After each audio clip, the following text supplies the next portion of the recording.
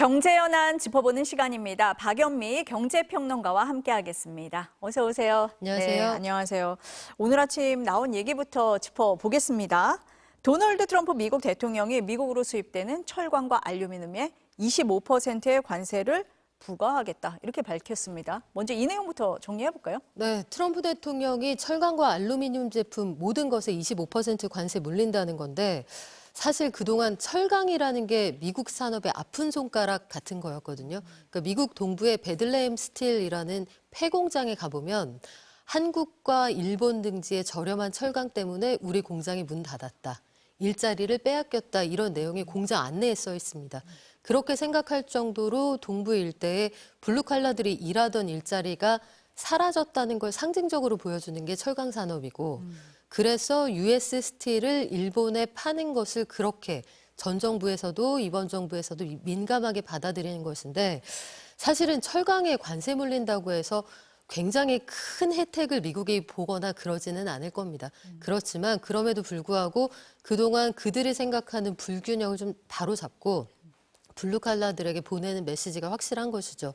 우리가 국내에 너희들을 위한 일자리를 마련하려고 한다. 우리나라도 당장 좀 큰일 난 게 국내 철강업계가 대미 수출 비중이 큽니다. 1기 트럼프 당시에는 우리는 관세에서 벗어나는 대신에 할당량만큼만 수출하기로 쿼터제를 수용을 했는데 여기에 따라서 그나마 보내고 있었던 그 물량에 25% 관세 낸다고 하면 가뜩이나 글로벌 시장에서 저렴한 중국산 철강하고 싸워오던 그 경쟁력이 상실되니까 이런 것들 좀 걱정이 되고요. 그래서 우리가 가지고 있는 대안은 현대제철은 미국 공장 건설하는 거 고려한다는 거고 포스코도 인도하고 같이 전 세계 해외로 나가서 공장 세우는 방안 고려하고 있습니다.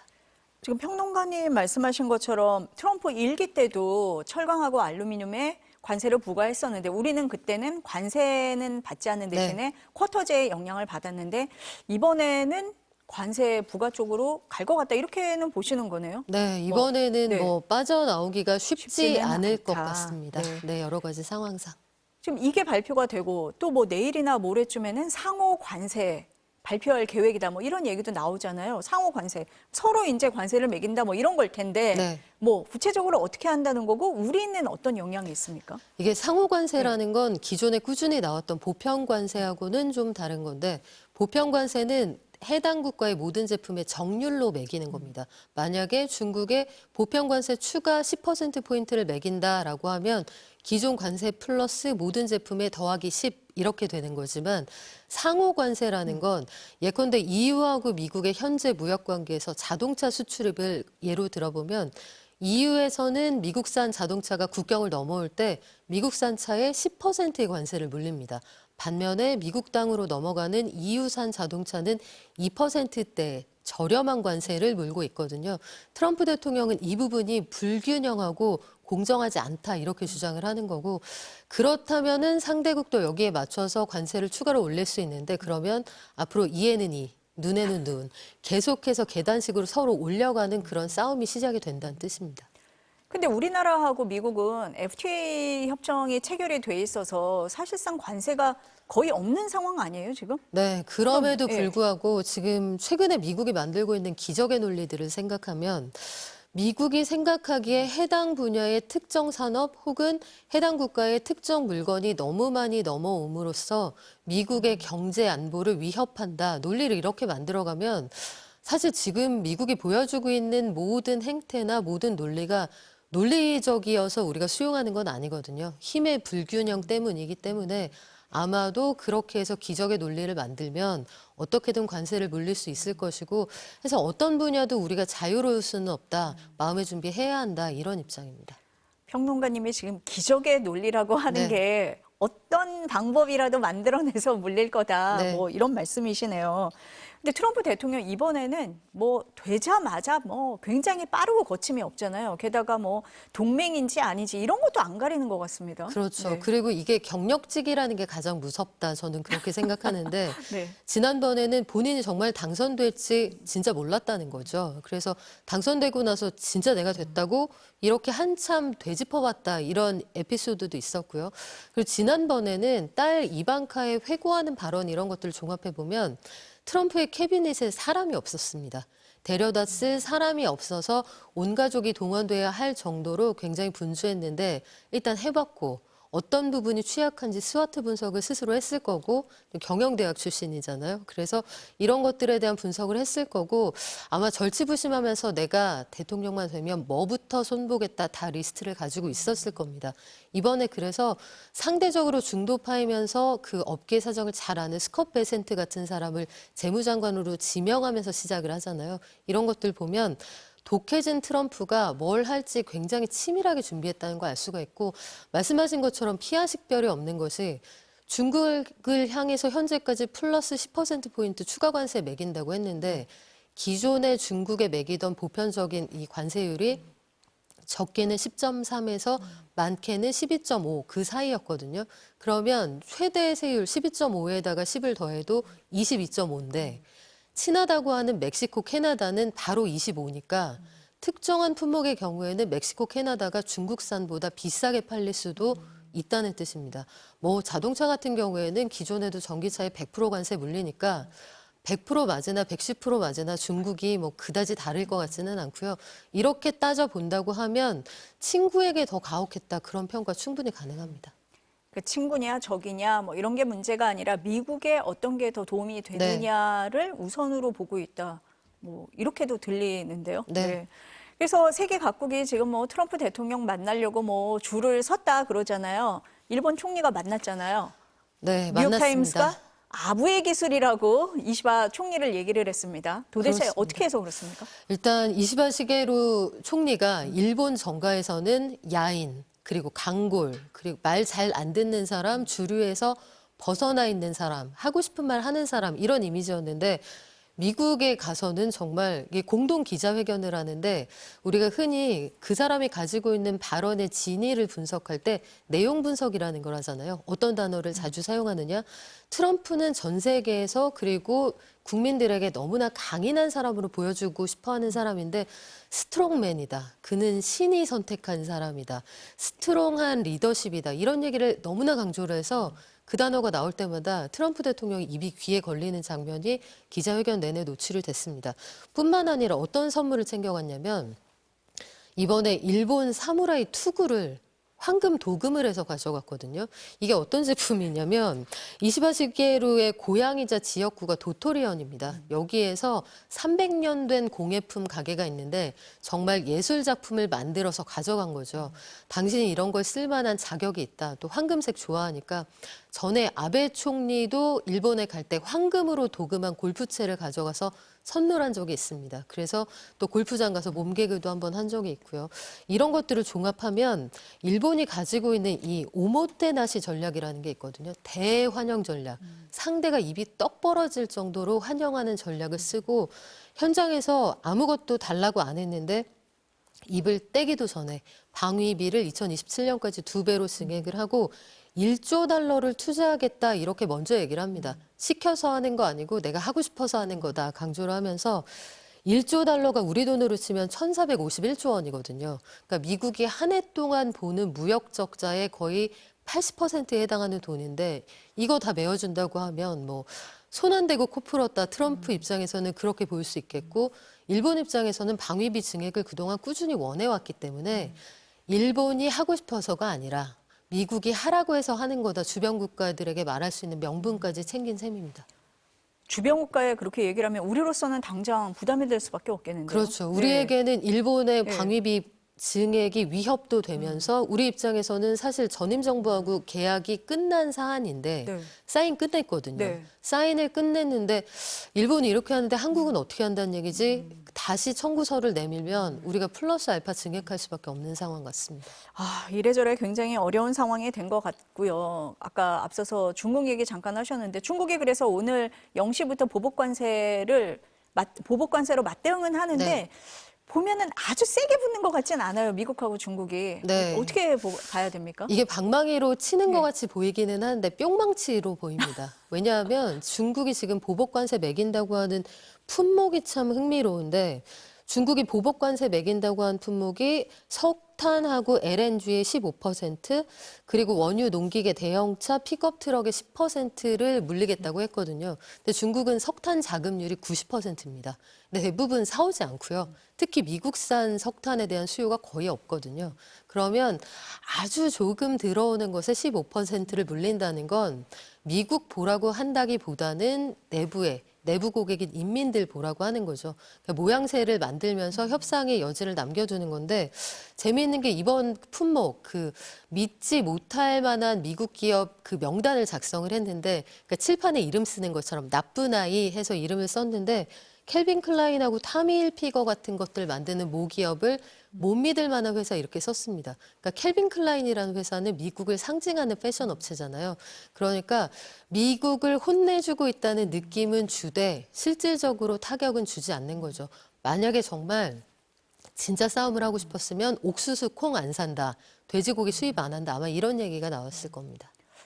협상의 여지가 열려 있다 이렇게 들리는데요. 그렇습니다. 네. 일단 오래둬도 썩는 거 아무것도 안 산다는 얘기 안 했고요.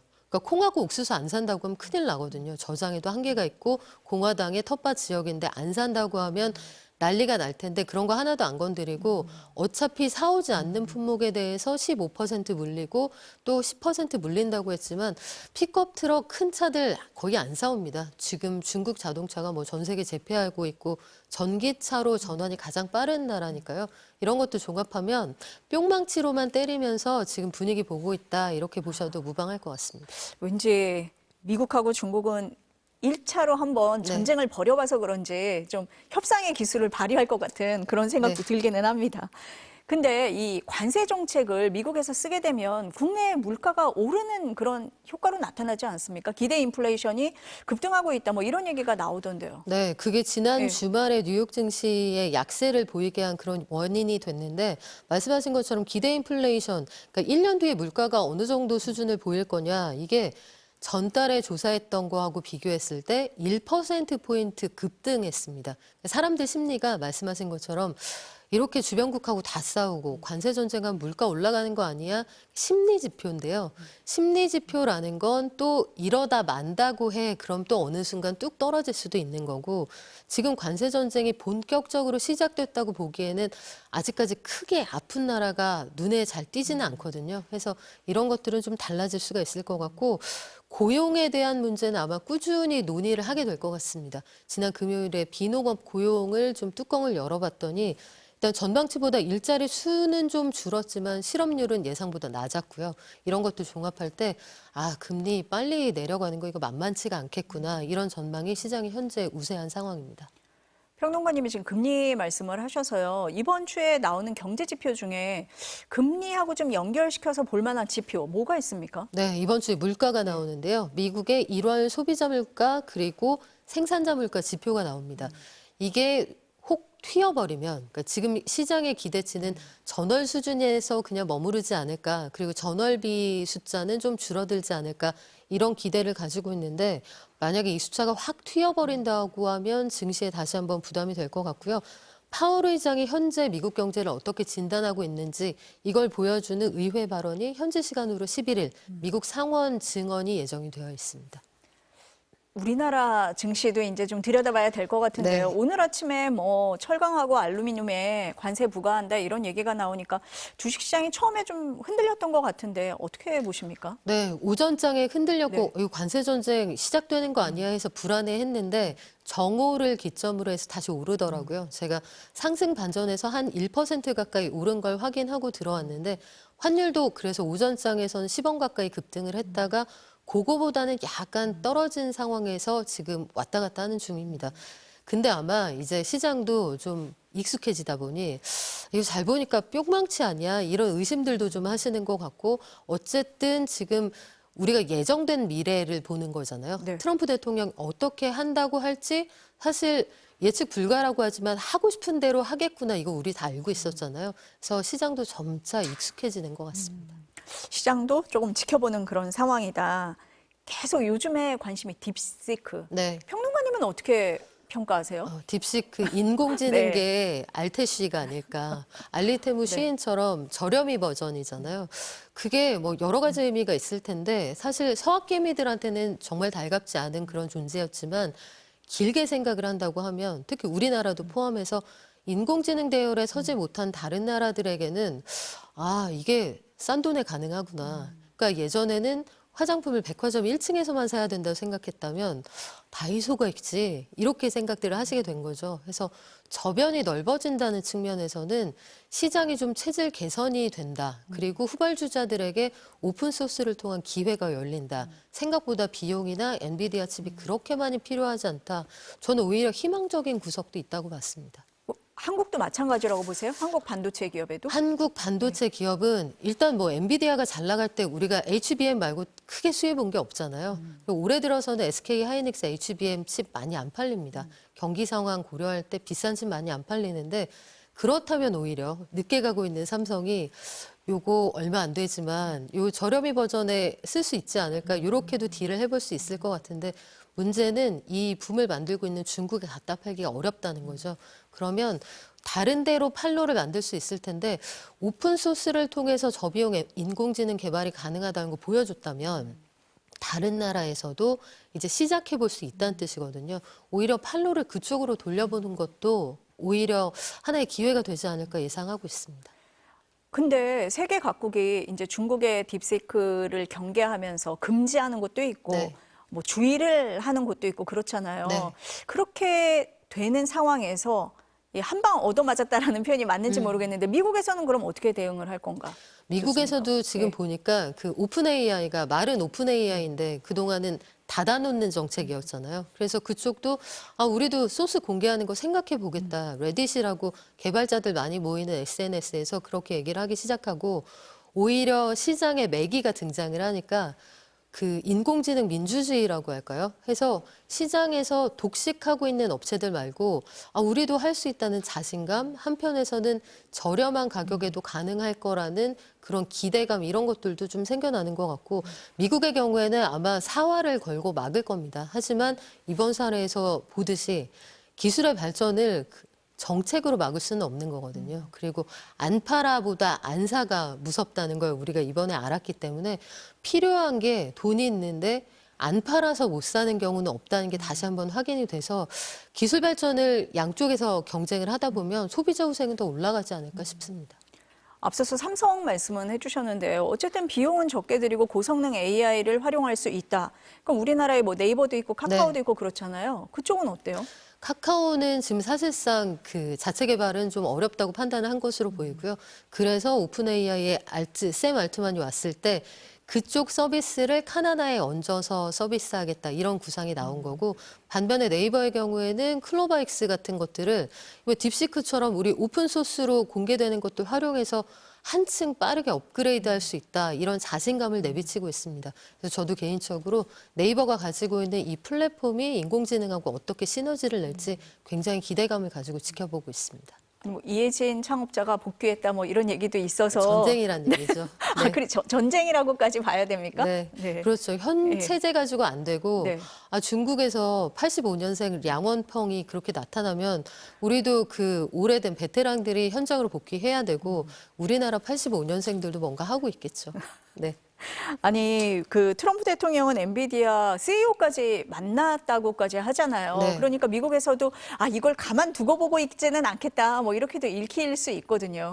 그날 뉴욕장이 참 재미있게 움직였는데 젠슨 왕이 비밀리에 트럼프 대통령을 백악관에서 만나기로 한 날 그 전에 기대감으로 엔비디아 주가가 꽤 움직였습니다. 그런데 만나고 와서 소득 없고 혼만 나고 왔나 봐 이러면서 주가가 빠졌거든요. 그러니까 젠슨 왕이 취임식에 안 가고 왜 중국을 갔느냐. 그래서 주주들은 그것까지 탓을 하고 있는 상황인데 여하간 젠슨 왕의 정무적인 판단과 별개로 트럼프 대통령이 일단은 가격 경쟁을 시작하는 걸 좀 지켜보겠다는 입장 같아요. 그러니까 붐을 일으키려면 혼자만 가지고는 안 되잖아요.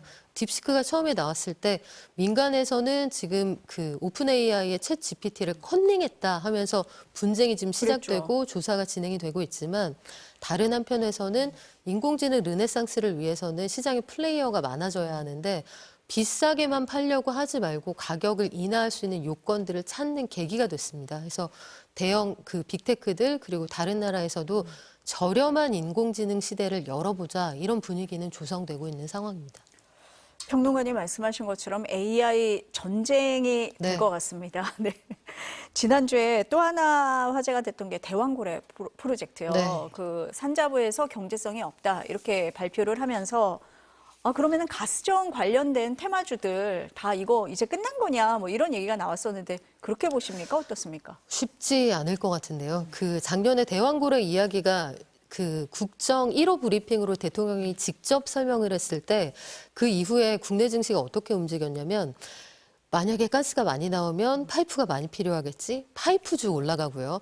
파이프끼리 연결하면은 용접을 잘해야겠지. 용접주 올라가고 파이프를 열었다 닫았다 해야 하니까 이 고리가 필요할 거예요. 고리주까지 올라갔습니다. 근데 이게 철저히 기대감에 부응해서 올라간 주가잖아요. 그럼 회복이 만만치가 않을 것 같고 우리나라가 산유국이 된다는데 이거 안 좋아할 국민이 어디 있겠습니까? 너무나 됐으면 좋겠는데 안타깝게도 지금 심해 유전 탐사에서 가장 유력할 것으로 봤던 대왕고래 프로젝트가 경제성 없다 이렇게 결론이 났고 산자부나 석유공사 등에서도 보면 여기에 여러 가지 좀 이르게 발표한 측면이 있었는데 정무적인 개입이 있었다 이런 이야기가 나오는 상황이라 경제성을 담보하기 어려운데 한 번 팔 때 1,000억 원씩 들어가는 걸 국민들이 동의하시기가 쉽지가 않겠죠.